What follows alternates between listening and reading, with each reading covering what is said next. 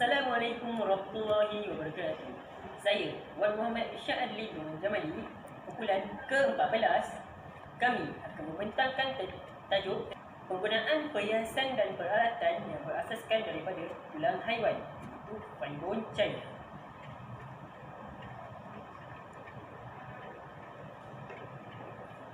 Jom lihat. Assalamualaikum warahmatullahi wabarakatuh. Saya Siti Aisyatul Hajar binti Anwar daripada kelas DP 1B ini menerangkan tentang bone Cina. Bone Cina ialah gabungan dua perkataan. Yang pertama ialah bone dan Cina. Bone berasal daripada perkataan Inggeris yang bermaksud tulang. Selain daripada tulang, gigi, kuku dan tulang rawan.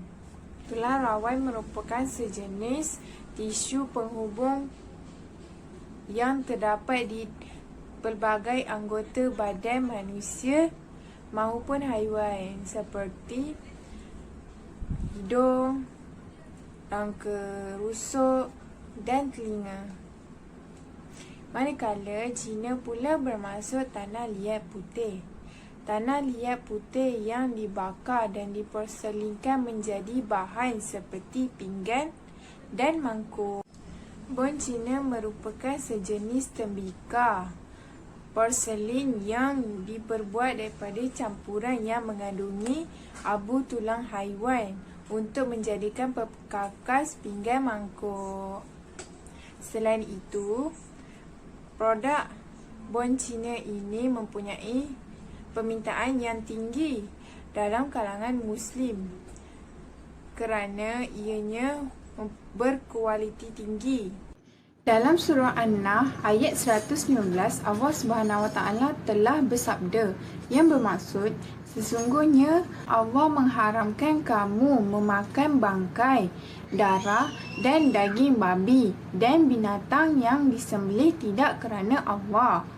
Kita tidak mengetahui siapa dan bagaimana mereka sembelih binatang tersebut. Adakah mereka menggunakan rukun sembelihan yang betul ataupun sebaliknya? Dan adakah mereka menyembelih haiwan yang halal atau sebaliknya?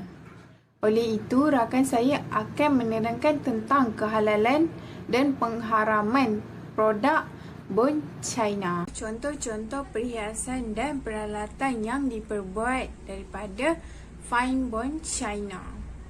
Contohnya seperti set pinggan mangkuk, gelas, cawan-cawan minum petang dan juga perhiasan seperti yang anda lihat dalam skrin tersebut.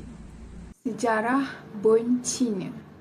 Bone Cina juga dikenali sebagai English bone Cina ataupun English Cina. Bone Cina juga dikenali sebagai porselin Inggeris yang mewah dan mahal. Joseph Spud adalah orang yang memperkenalkan bone Cina pada kurun ke-18.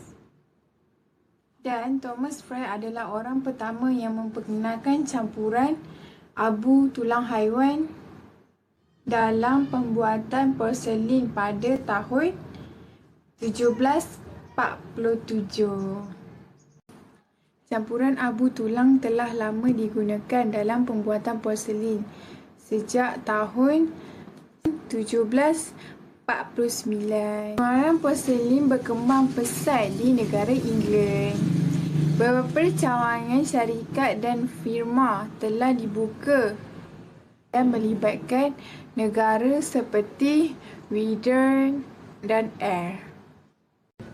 Bone Cina merupakan campuran bahan antara bahan pes keras dan pes lembut.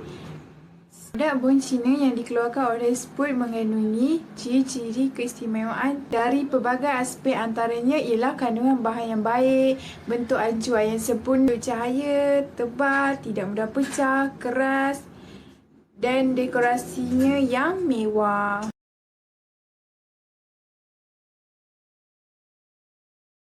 Assalamualaikum warahmatullahi wabarakatuh. Saya Nik Mastura Saleha binti Nik Hamdan ingin membincangkan tentang proses penghasilan produk bon Cina yang terhasil dari porselin yang menggunakan 3 sumber, iaitu cornerstone yang dicampur sedikit boklis sebanyak 25%, curling sebanyak 25% dan abu tulang sebanyak 50%. Bagi pendapat F.H. Norton pula, bon Cina terhasil dari feldspan atau dikenali sebagai kuarsa 22%, curling sebanyak 19% dan abu tulang sebanyak 40%.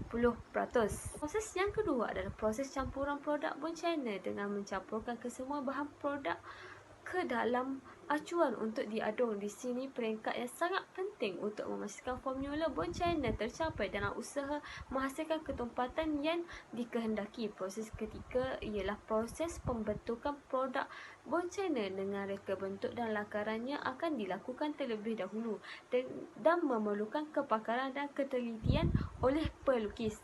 2 atau 3 contoh reka bentuk akan dihasilkan dalam tempoh setahun. Model-model contoh pula akan direka menggunakan dekorasi tangan oleh eksekutif syarikat dan golongan pelukis wanita. Pemilihan model akan dilakukan dan proses pembentukan bon China akan dilakukan. Hal ini kerana para pelanggan lebih meminati corak lama dan dekorasi yang klasik. Proses yang seterusnya ialah proses pembakaran. Melalui proses pengeringan terlebih dahulu untuk menyingkirkan air bagi mengelak pengawapan mendadak ke atas jasad bon Cina semasa pembakaran berlaku. Kepingan produk bon Cina akan dibalut dengan lapisan alumina atau dilapiskan dengan serbuk alumina untuk mengelakkan ia melekat di permukaan rak pembakar. Acuan yang berbentuk jak dan cawan akan ditelengkup ke permukaan rak pembakar. Oven elektrik digunakan untuk membakar bon Cina dengan kadar berterusan dan mengambil masa kurang dari 24 jam. Suhu juga penting bagi memastikan bon Cina licin tanpa liang. Akhir sekali, proses penyejukan dilakukan dengan kadar pantas berbanding kadar pemanasan. Penjagaan suhu penting bagi mengelak sebarang keretakan atau pemeraian berlaku. Teknik-teknik pembakar diutamakan kerana dalam menghasilkan bon Cina yang berkualiti tinggi untuk mengelakkan sebarang kerosakan dan keretakan berlaku.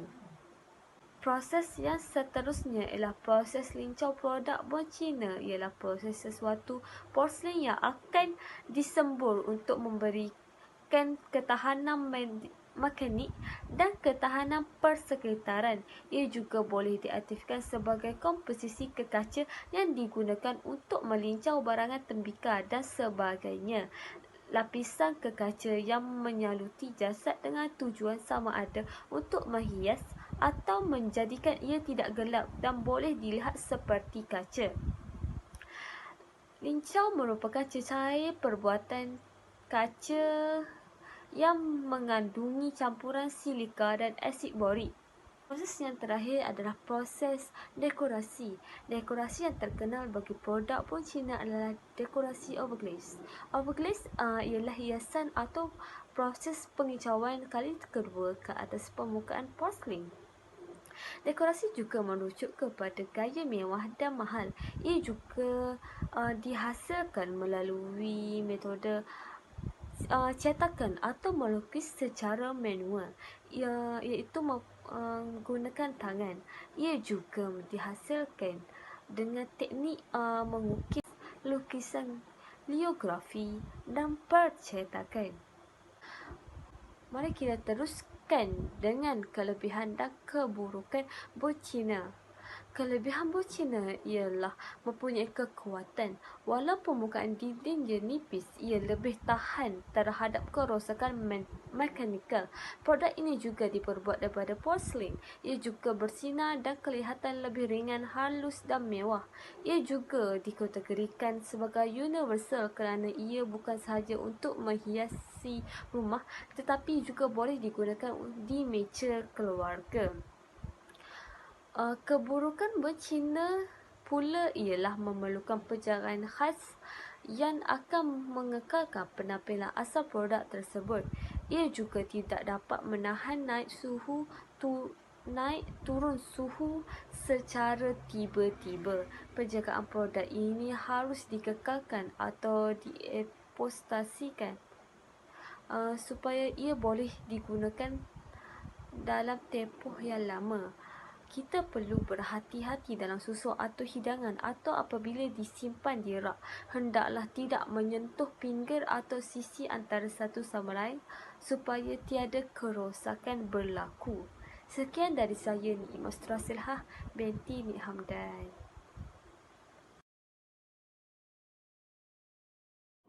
Bismillahirrahmanirrahim. Assalamualaikum warahmatullahi wabarakatuh. Saya Nur Alin binti Muhammad Azhan dari kelas DP1A akan menyambung perbincangan sahabat kita sebentar tadi mengenai produk bom China. Terdapat 3 penggunaan produk bom China. Yang pertama ialah digunakan sebagai perhiasan. Produk bom China ini disimpan di dalam almari di ruangan kediaman sebagai koleksi peribadi. Harga satu set bom China mencecah ribuan ringgit. Seterusnya, ia melambangkan simbol kemewahan. Produk bom China dimiliki oleh golongan ternama dan terhormat. Teknik ukiran emas yang ada pada permukaan pinggan bom China menonjolkan gaya mewah pemilik. Akhir sekali, ia digunakan pada majlis-majlis rasmi seperti makan berabad dan menyambut tetamu terhormat dan seumpamanya. Seterusnya, saya akan membincangkan tentang analisis fatwa. Dalam satu temu bual yang diadakan bersama Mufti Singapura Sahibul Samahah Dr. Muhammad Fatris bin Bakram, beliau telah memberi penjelasan lanjut mengenai hukum keharusan penggunaan produk bom China. Selagi mana tulang yang digunakan adalah berasal dari tulang haiwan yang halal, sama ada disembelih ataupun tidak, ia berdasarkan kepada proses istihalah yang telah berlaku. Maka produk akhir yang terhasil adalah dikira haram. Assalamualaikum warahmatullahi wabarakatuh. Saya Maria binti Muhammad daripada DP1A. Saya akan sambung kepada slide yang seterusnya, iaitu fatwa tidak mengharuskan. Yang pertama, fatwa mengharamkan bom China yang dihasilkan daripada sumber khinzir atau mana-mana haiwan yang halal dimakan tetapi tidak disembelih. Ia dikeluarkan daripada Jabatan Mufti di Malaysia dan Brunei. Ini bermaksud haiwan-haiwan yang halal dimakan tetapi tidak disembelih mengikut syarat untuk penggunaan bom China, maka ia adalah haram digunakan, termasuk juga haiwan-haiwan yang haram. Yang seterusnya ialah proses istihalah dianggap tidak berlaku atas dasar sifat najis yang masih kekal. Proses istihalah bermaksud pertukaran atau perubahan yang melibatkan sesuatu zat dan sifat. Contohnya, khinzir yang haram, ia telah melalui proses istihalah, maka hukumnya adalah halal. Oleh kerana proses istihalah berlakunya perubahan dan pertukaran melibatkan sifat dan zat. Seterusnya ialah muzakarah berpandangan bahawa peralatan atau perhiasan bom China tidak mencapai tahap keperluan kepada masyarakat untuk menggunakannya. Seterusnya, menurut keputusan fatwa tidak mengharuskannya dan hanya akan terlaksana dengan wujudnya pembuktian saintifik yang jelas. Sehingga ke hari ini, tiada pembuktian saintifik yang jelas yang mengatakan bom China ini boleh digunakan tanpa keraguan. Jadi, sehingga tiada pembuktian saintifik yang jelas, maka bom China ini adalah haram untuk digunakan. Yang seterusnya ialah penggunaan perkakas pinggan mangkuk berasaskan bone China yang tidak halal dimakan selain daripada khinzir juga tidak harus digunakan. Selain itu, menggunakan serbuk tulang babi untuk membuat pinggan adalah najis mughallazah. Seperti semua sedia tahu, najis mughallazah adalah najis yang haram, iaitu najis berat, iaitu anjing, babi serta keturunannya. Jadi hukumnya adalah haram. Seterusnya, jika abu tulang diambil daripada binatang yang halal dimakan dagingnya yang disembelih mengikut syarak, maka hukumnya adalah suci dan boleh digunakan tanpa keraguan.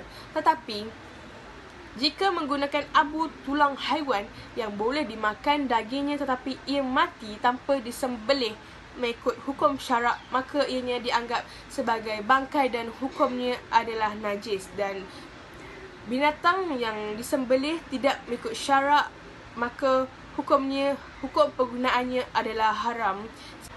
Okey, yang seterusnya ialah perbincangan hukum. Yang pertama ialah ketidaksepakatan para ulama dalam status tulang haiwan dapat dirumuskan menjadi sebab utama yang membawa kepada perbezaan hukum. Okey, perbezaan hukum berlakunya oleh kerana perbezaan pendapat para ulama. Ada para ulama yang mengatakan ia boleh digunakan ataupun ia harus digunakan. Yang kedua ialah ia tidak harus digunakan, yang bermaksud dia haram digunakan. Maka ia telah menjadi perbezaan fatwa. Jadi yang seterusnya ialah fatwa yang mengharuskan disandarkan kepada mazhab Hanafi. Kenapa? Kerana iaitu sekiranya tulang yang berasal daripada haiwan halal, maka ianya diharuskan tanpa istihalah. Begitu juga istihalah yang berlaku kepada khinzir. Maka produk akhir juga dikira suci dan halal disebabkan berlakunya istihalah yang sempurna. Okey. Contohnya haiwan yang halal untuk penggunaan bone China, maka ia harus digunakan tanpa istihalah dan ia boleh digunakan kerana ia suci tanpa proses istihalah. Manakala bagi khinzir pula, ia memerlukan proses istihalah yang sempurna untuk digunakan. Maka jika khinzir itu melalui proses istihalah, maka ia boleh digunakan. Kerana ia mempunyai proses istihalah yang sempurna, maka ia harus digunakan. Jadi yang seterusnya pula kita pergi kepada mazhab Syafi'i, iaitu fatwa yang mengharamkan. Okey. Ia mengenai kenajisan tulang yang kerana sumbernya yang haram dan najis, maka produk akhirnya yang dihasilkan adalah haram. Oleh kerana dia adalah haram dan dia adalah najis, maka produk akhirnya adalah haram dan ia adalah tidak harus digunakan dan ini adalah haram dan tidak boleh digunakan. Jadi penggunaan bahan asal yang bersumberkan najis seperti tulang bangkai adalah wajib dijauhi dan larang mendekatinya. Okay, mana-mana haiwan seperti bersumberkan najis atau bangkai atau tulang bangkai atau apa-apa, kita wajib jauhi dan dilarang untuk mendekatinya. Kita tak seperti mana kita cakap, tidak mengharuskannya. Okay. Allah Subhanahu wa taala telah berfirman, A'udzubillahi minasyaitonirrajim. Wala ta'kulu mimma lam yuzkar ismullahi alaihi wa innahu lafis. Maksudnya, dan janganlah kamu memakan haiwan yang tidak disebut nama Allah Subhanahu wa taala semasa menyembelihnya kerana ia termasuk perbuatan fasik.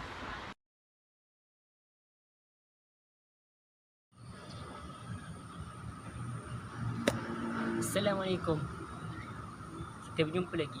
Baiklah, kesimpulan yang kita dapat bahaskan daripada video-video itu tadi, penggunaan abu tulang haiwan yang tidak halal dimakan seperti tulang babi dan haiwan yang haram dagingnya, serta tulang haiwan yang halal dimakan tapi tidak disembelih mengikut hukum syarak adalah haram dibuat dan haram penggunaannya oleh umat Islam.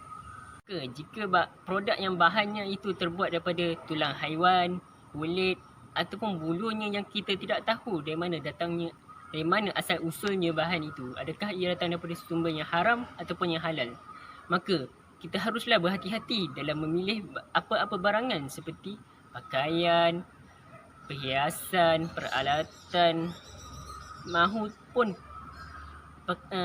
peralatan untuk memasak.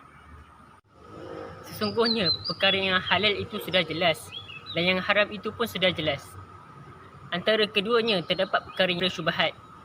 Maka barang siapa yang menjauhi syubhat, ia telah pun menjaga dirinya dan agamanya. Dan barang siapa yang mengambil syubhat, ia akan jatuh ke dalam keharaman. Ingatlah bahawa setiap raja mempunyai larangan, dan larangan Allah itu perkara-perkara yang haram. Sesungguhnya perkara yang halal itu sudah jelas dan yang haram itu pun sudah jelas. Antara keduanya terdapat perkara syubhat. Maka barang siapa yang menjauhi syubhat, ia telah pun menjaga dirinya dan agamanya. Dan barang siapa yang mengambil syubhat, ia akan jatuh ke dalam keharaman. Ingatlah bahawa setiap raja mempunyai larangan, dan larangan Allah itu perkara-perkara yang haram.